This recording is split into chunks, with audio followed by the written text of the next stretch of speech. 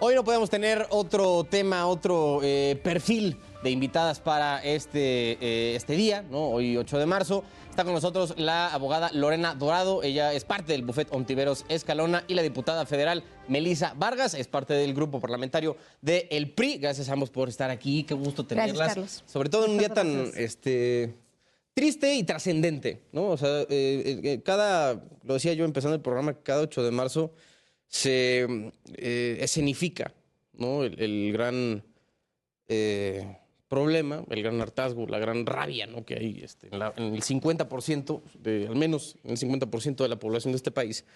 Y me parece que, igual como decía, nada mejora. O sea, porque podemos tener la cantidad de iniciativas, la cantidad de no sé cómo decirlo, de casos incluso trascendentes y críticos, ¿no? En contra de la violencia en contra de las mujeres, y parece que no avanzamos nada, que estamos tratando de caminar sobre agua. Entonces, en parte me gustaría que empezáramos, ¿no? Justo reconociendo parte de los avances, ¿no? Que hemos tenido, al menos en el papel, y luego, si quieren, le entramos al tema ya de los avances prácticos, si es que hemos tenido pocos o muchos. Entonces, Lorena, te quería nada más empezar por pedirte que nos ubicaras más o menos en tema, al menos legal, del punto de vista práctico del ejercicio de la ley, pues cómo andamos, ¿no? Del tema de la violencia contra las mujeres. Desde el punto de vista práctico, ¿has visto mejoras? ¿No? ¿Cómo ves esta parte? Sí, claro, pues bueno, yo considero que sí han existido avances en materia legislativa al respecto de la protección de los derechos de las mujeres. Bueno, tal es el caso de la ley Olimpia, la ley Monzón, sí, la ley Malena. Sin embargo, considero que todavía nos queda un camino muy largo respecto de la implementación de estas leyes. Recordemos que tener muchas leyes no nos hace un Estado de derecho, por lo que creo que es un esfuerzo conjunto de todos los actores de la sociedad, no solo para combatirlo. Recordemos que no estamos pidiendo derechos, estamos pidiendo que se reconozcan los derechos de los que las mujeres ya gozamos por el solo hecho de ser seres humanos y mujeres. Claro. Sonó un poco no lo voy a decir pedrada, pero sí como el tema de instrumentalizar, ¿no? Lo que ya está hecho. Porque, como bien dice aquí la abogada, pues la ley Monzón creo que está en proceso, la ley Olimpia ya a nivel federal se aplica, la ley Malena apenas está empezando en Puebla y aquí en el Congreso de la Ciudad. Y, diputada, creo que mucho cae en la cancha de los congresos, tampoco el federal y los locales, el que se sienta que por más que se aprueban este tipo de leyes, no se nota. Bueno, a ver, lo que sucede es que a nosotros como legislativo nos corresponde iniciar todo un proceso de marco legal que pueda armonizar, que le permita a quienes imparten justicia ante hechos violentos, pues tener un marco normativo para actuar, porque hay muchos temas, hay muchos tipos de violencia que aún ni siquiera están contempladas en los códigos penales. Por ejemplo, la violencia vicaria, justo hoy la acabamos de aprobar hace un par de horas en la Cámara Federal, y era un tipo de violencia que ni siquiera está reconocida en la Ley de Igualdad, en la Ley de Acceso y mucho menos en el Código Penal. Entonces, ¿qué es lo que sucede? Que si nosotros como Congreso no damos el marco normativo, pues las instituciones como el Poder Ejecutivo a través de las fiscalías, autónomas por supuesto, pero también a través del Poder Judicial, pues no tienen el marco de actuación, ¿no? Entonces tenemos que ir de la mano. También hay otro tema. Efectivamente, como bien dice la abogada, ya un marco robusto. Ya México es de los países que más han logrado armonizar sus leyes en materia de género. Sin embargo, también mucho tiene que ver con, a veces hay poca aplicabilidad de las leyes, empezando por ministerios públicos, siguiendo por jueces. Hay un tema que es muy importante. Por eso se siente que nada más como que todo se queda en el papel, ¿no? O sea, que Claro. qué bonito, sí, aprobaron los cambios de la ley Malena, y luego pues, que se vea, ¿no? Claro, mucho tiene que ver también con el desconocimiento de la ley. Desafortunadamente no habrá que olvidar que la gran mayoría de las mujeres que sufren, las que más sufren violencia son las mujeres que están en una situación de vulnerabilidad. mujeres pobres, mujeres en situación de exclusión, ya sea pues porque son mujeres indígenas o porque tienen alguna discapacidad y muchas veces no tienen acceso al conocimiento de las leyes que pueden estar para ayudarles. Y entonces a la hora en la que se enfrentan a un ministerio público, pues ahora sí que es Caperucita contra el lobo, ¿no? En donde si no conoces, para empezar, tus derechos, si no conoces la ley, pues te enfrentas a todo. A veces ministerios públicos que queda su decisión, que la conocen, aplicarla o no aplicarla, iniciar procedimiento o no. Creo que usaste la palabra correcta, es enfrentarse. Porque no es ni siquiera llegar y decir, claro, no se logra como no sé, acompañamiento, ¿no? Es decir, no es una experiencia, de por sí no es una experiencia agradable, primero ser víctima de un delito y segundo irlo a denunciar. Porque sí, tal cual como dices, diputada, creo que sí es enfrentarte, ¿no? Porque tú como ciudadano y como víctima de cualquier tipo de delito, y a lo mejor uno más grave, ¿no? Como suele ser un tipo de violencia de género, ya es una experiencia de por sí muy agradable, muy desagradable, perdón, muy fuerte, y luego meterte a este tipo de instituciones de maltrato desde el punto de vista de las fiscalías, de los ministerios públicos, yo creo que sí se siente ya como una batalla, ¿no, abogado?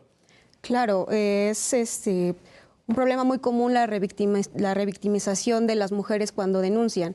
No vamos tan lejos. Recordemos que cuando Olimpia Coral manifiesta ella, fue a denunciar, como lo menciona la diputada, efectivamente hay violencias que no estaban reconocidas en el marco normativo. Tal es así la violencia digital, de la que fue víctima ella. Ella menciona que cuando fue a denunciar, le dijeron que ya era mayor de edad y que, pues, que mejor fuera a su casa, que la volvieran a educar y que cerrara las piernas. Justo lo que mencionas, ¿no? Es muy triste ver que no puedes confiar en las instituciones las cuales deberían resguardarte, ¿no? Que va a ser una frega, una monserga ir a denunciar tú siendo víctima, ¿no? Claro. Está cañón. Entonces, a ver, abogada, perdón, diputada, al final pues, son grandes perfiles políticos, legislativos. Desde el punto de vista legislativo entiendo que su papel, digamos, ¿sientes que ya está completado? No, tenemos todavía muchos temas. ¿Sabes qué sucede? Que desafortunadamente conforme va evolucionando la dinámica social, las mujeres se independizan más, las mujeres surgen otros tipos de violencia o se visibilizan otro tipo de conductas que hoy tenemos que ir normando. A ver, por ejemplo, este tema de la violencia ácida, que es algo que no está hoy tampoco tipificado y que hoy tenemos que reconocer que ha ido incrementando. Tipificado diferente, ¿no? O sea, como... Sí. O sea, este carnal... A ver, generalmente se tipifica como lesiones. Ajá, exacto. El problema es que tú no puedes pensar que una mujer que ha sufrido este tipo de violencia, como Carmen o como Malena, por ejemplo, que han sido luchadoras sociales en este tema, pues después de esto, pues no es un golpe cualquiera el que tú vayas y te lo curen y ya quedó. Es un moretón, ¿no? Que como pasa el tiempo. Hay mujeres que han quedado, por ejemplo, sordas de por vida o que ya han perdido un ojo, o algunas con alguna discapacidad, incluso motriz, o desafortunadamente algunas han perdido la vida. Entonces no puedes equiparar la pena de una lesión o de golpes contra lo que puede ser un intento de feminicidio, que eso es lo que en realidad es, con ácidos, por ejemplo. Entonces, bajo esta lógica, ¿qué es lo que sucede? Que tenemos que ir adecuando el marco normativo constantemente. La verdad es que la realidad nos rebasa a veces y entonces tenemos que ir caminando a marchas forzadas para tratar de armonizar todas las leyes, porque si modificas una tienes que modificar códigos, reglamentos y a veces también tienes que armonizar en los estados. Hoy, por ejemplo, se aprobó en comisión en la Cámara de Diputados Federal, en la Comisión de Justicia, este tema del reconocimiento de este tipo de violencia y también tipificarlo, casi equipararlo como si fuera el intento de feminicidio al final, porque pues lo que buscas es causar un daño equiparable y que puede costarte la vida. Permanente. Incluso, permanente. ¿Qué es lo que sucede? Pues vamos avanzando en materia legislativa, pero como ustedes lo dijeron bien al inicio, de nada sirven todas las leyes si no se aplican y si no se conocen. Los pueblos donde más se aplican las leyes no es donde hay más, no son las constituciones más grandes, ni las leyes más obesas, no, son aquellas que toda la población las conoce. 2, exige que se apliquen y 3, ministerios públicos y jueces que las hacen valer. Ahí radica mucho de este tema de la importancia de las leyes, de su aplicabilidad básicamente. Bueno, Lorena, ¿cómo se siente al menos al punto práctico de la aplicabilidad, digamos, del marco normativo que que generan desde el Poder Legislativo, tanto federal como local, ¿se siente una mejoría, al menos en esa parte? ¿O crees que todavía hay como una especie de pantano alrededor de la exigibilidad de los derechos de las mujeres? Considero que uno de los mayores problemas en la aplicabilidad de la ley es la impunidad y la ineficaz aplicación de la ley. Por ejemplo, lo que comenta la diputada en cuanto a la ley ácida, cuando pretenden equipararlo a un intento de feminicidio, te topas con problemas como cómo acreditas la intencionalidad del delito, cómo acreditas que esa persona efectivamente tenía la intención de asesinar a esta mujer, ¿no? Entonces, efectivamente nos falta un largo camino en cuanto a robustecer a las propias instituciones y en la técnica legislativa y sobre todo que también en el ámbito legislativo tengan en la agenda de gobierno muy en claro estas problemáticas. Sí creo que nos falta un largo camino, pero también reconozco que han habido avances. ¿Cómo cuáles dirías que son los importantes? Pues justo que la gente está volteando más a tener en cuenta estos problemas sociales. Repito, el reconocimiento de los derechos de las mujeres se ha convertido en un tema actual y preponderante en la agenda de los gobiernos. Creo que eso es bastante importante. Como lo mencionaba la diputada, el reconocimiento de las violencias que antes no se tenían o no se reconocían como violencia. Creo que también es un avance importante. Claro, incluso no se tenían, ¿no? Porque ni siquiera en el radar. Porque, pues digo, antes pues, sí tenían como un espacio, digamos, un campo de acción limitado, ¿no? Las mujeres en casi cualquier aspecto de la vida. Y ahora que están empezando, ¿no?, a tomar más presencia en diferentes lados de la vida en general, comienzan a topar, ¿no, diputada, con diferentes situaciones que antes no se daban, no porque no pasara, sino porque no había ni siquiera esta oportunidad de alcanzar esos niveles. Sí, es correcto. La realidad es que también hay que reconocer que tenemos una población cada vez mayor de mujeres jóvenes. México en sí tiene un bono demográfico y eso hace que muchos de los fenómenos que afectan a las juventudes, como es la violencia, se vea en magnitud y que hay otros fenómenos que no hayamos visibilizado antes. No habrá que olvidar que la gran mayoría de las afectadas por temas de violencia de género, de desigualdad, son las mujeres en edad productiva fundamentalmente, ¿no?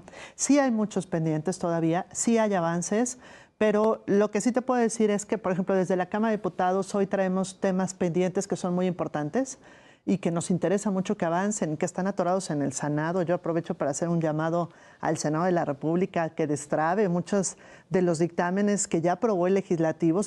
Imagínense nada más, somos la legislatura de la paridad de género, porque es la primera vez en la historia del país que somos más mujeres legislando que hombres. Es decir, somos prácticamente por una mujer más legisladoras que legisladores. Y esto llevaría a pensar que la agenda de género tendría que ser la agenda top, ¿no? Número uno. Y tendríamos que producir, por lo tanto, iniciativas en este sentido. Así lo hemos hecho. Sin embargo, desafortunadamente, a veces la agenda política le gana a la agenda social.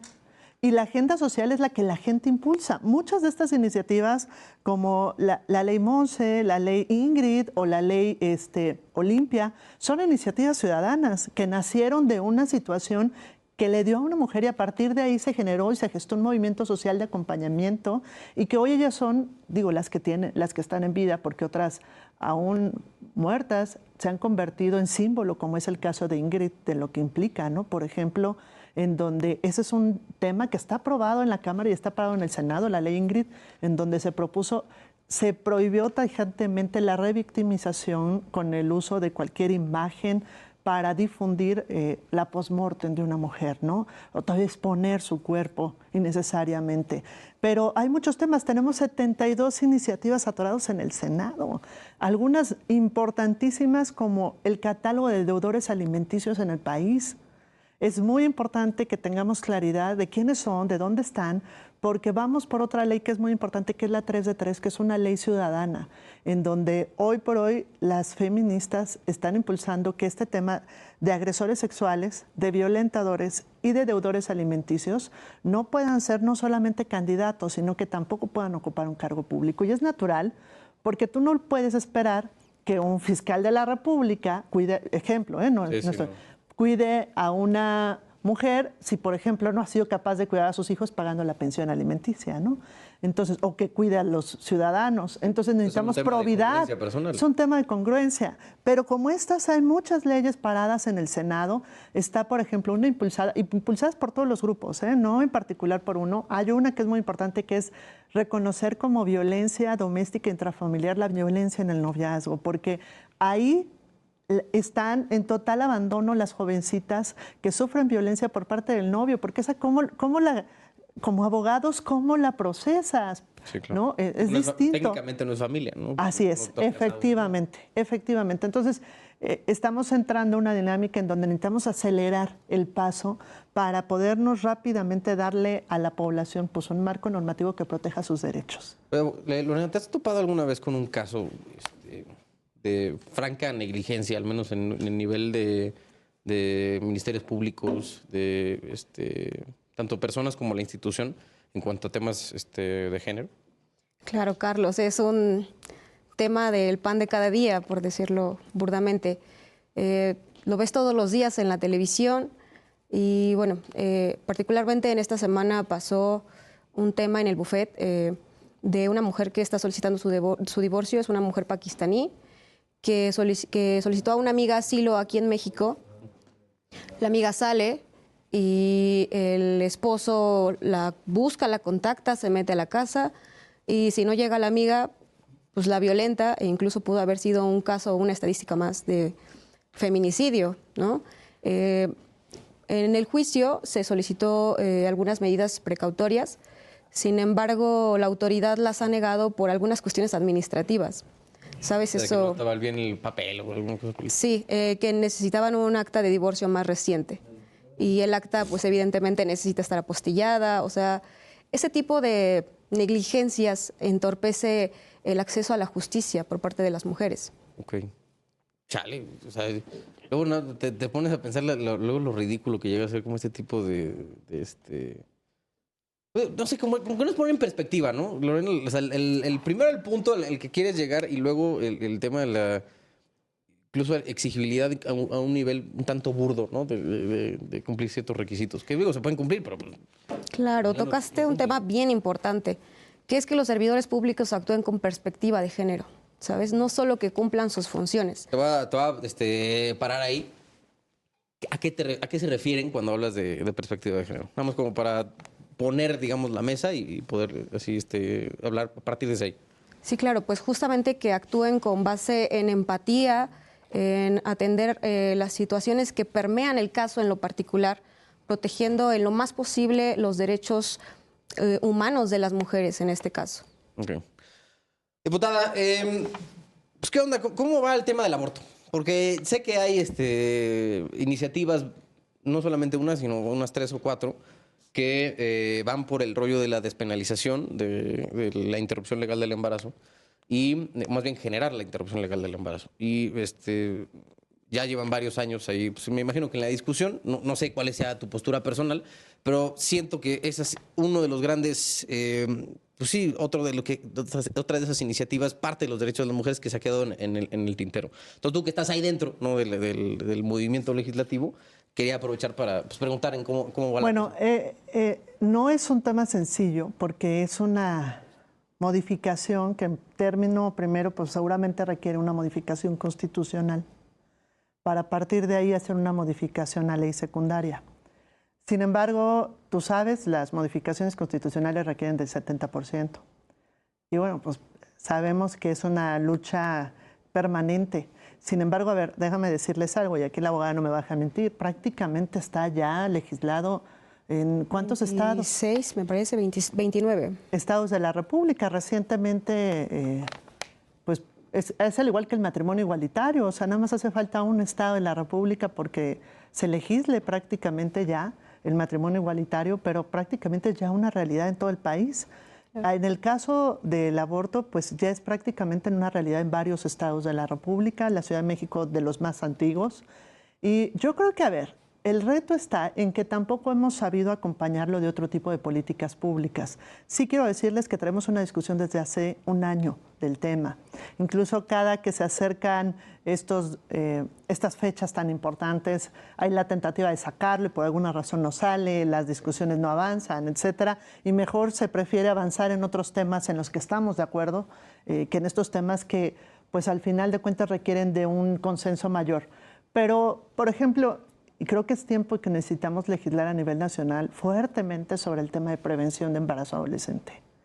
Es decir, solamente legislar un tema sin completarlo de otros temas secundarios es muy importante. A ver, te voy a poner un ejemplo fundamental. En México seguimos teniendo casos de niñas que siguen siendo casadas a la fuerza.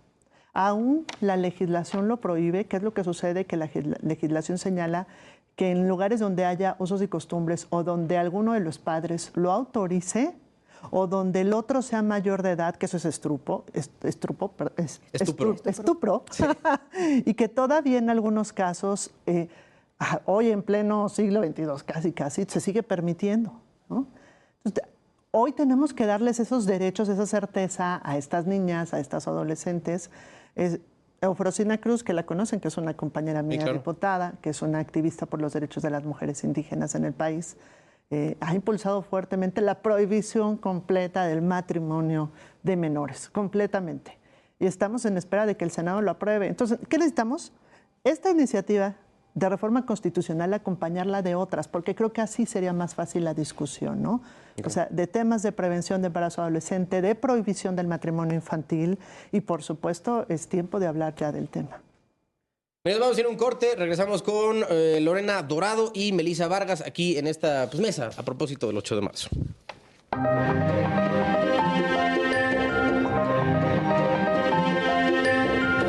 De vuelta aquí con Lorena y Melissa para terminar de hablar de este tema. Y justo estaba ahorita en el corte checando acá en el Twitter.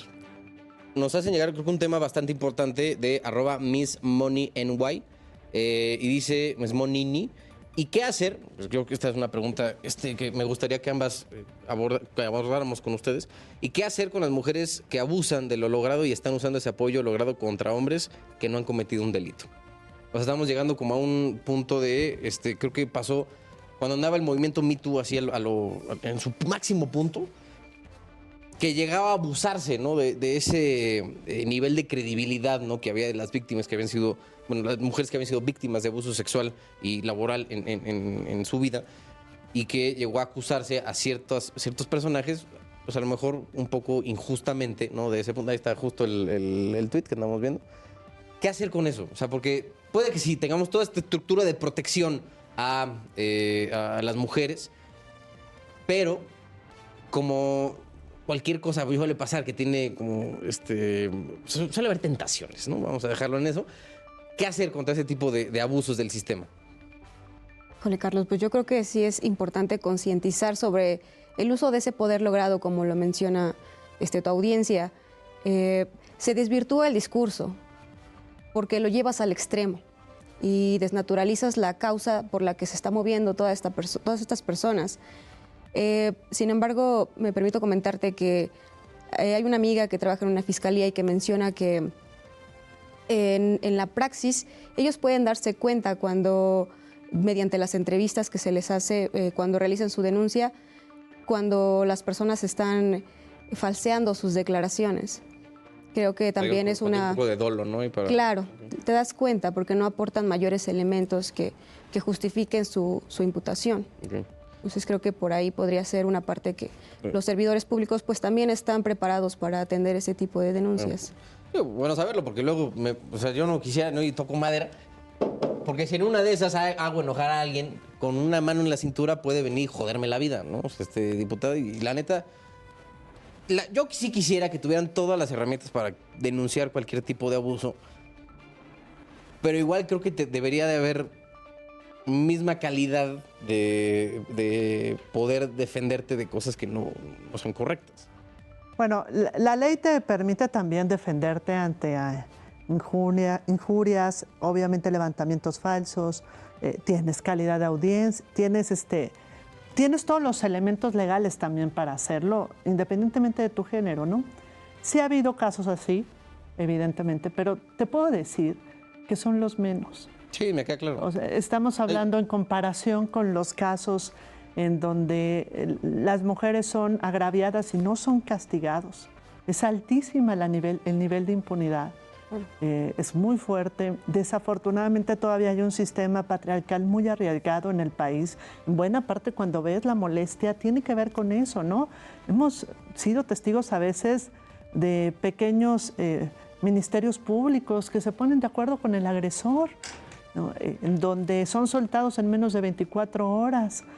A ver, te voy a poner un ejemplo muy reciente, ¿no? El caso de esta artista que estaba cantando aquí en una delegación de la Ciudad de México.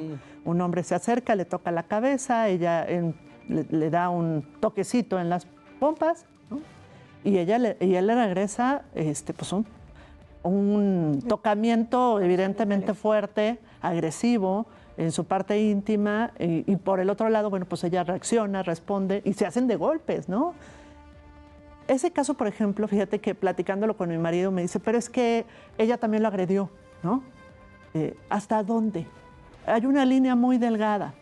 Yo le decía a él, primero, ella no tiene la fuerza que tiene él, ¿no? Para empezar, hay desigualdad de condiciones físicas, ¿no? Segundo es, pues, ¿quién inicia la agresión de alguna manera, ¿no? Y tres, ¿quién está más en riesgo de los dos? Pues evidentemente ella. Entonces, yo lo que te puedo decir es que, ¿qué sucedió? Se lo llevaron y 24 horas después salió, ¿no? Nadie supo, no pasó nada. Cuando ella tuvo golpes, lesiones, el otro no le pasó absolutamente nada. Una cachetada contra un puñetazo en la cara abiertamente, y todavía después tuvieron que pararlo porque ya se le iba a ir a los golpes.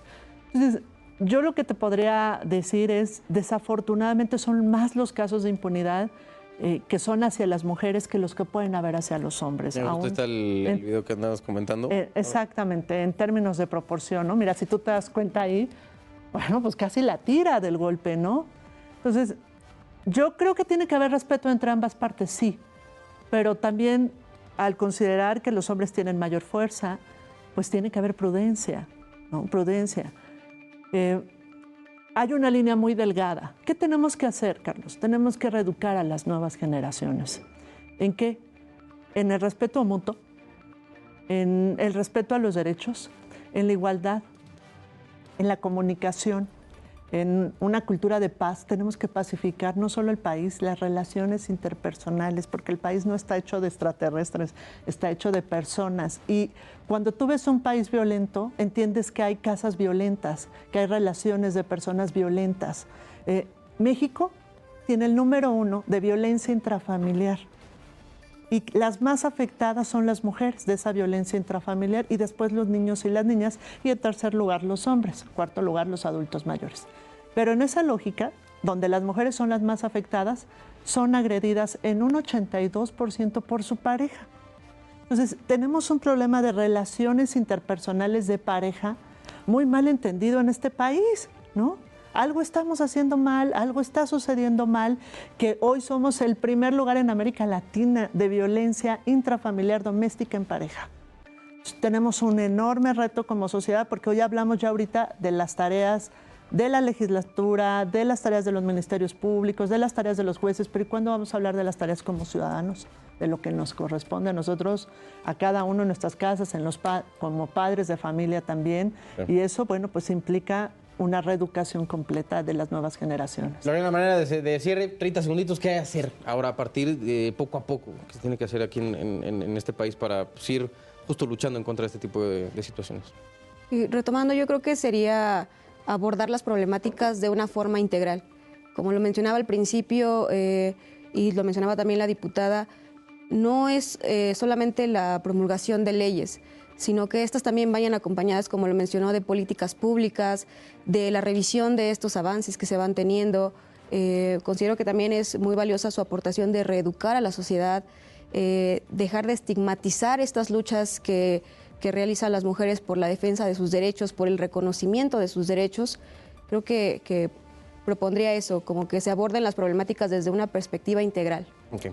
Muchas gracias a ambas. Lorena Dorado, abogada del bufet Ontiveros Escalona, y Melissa Vargas, diputada federal del Grupo Parlamentario del PRI. Gracias a ambas por haber estado aquí. Gracias. Un día tan importante, ¿no? para las mujeres.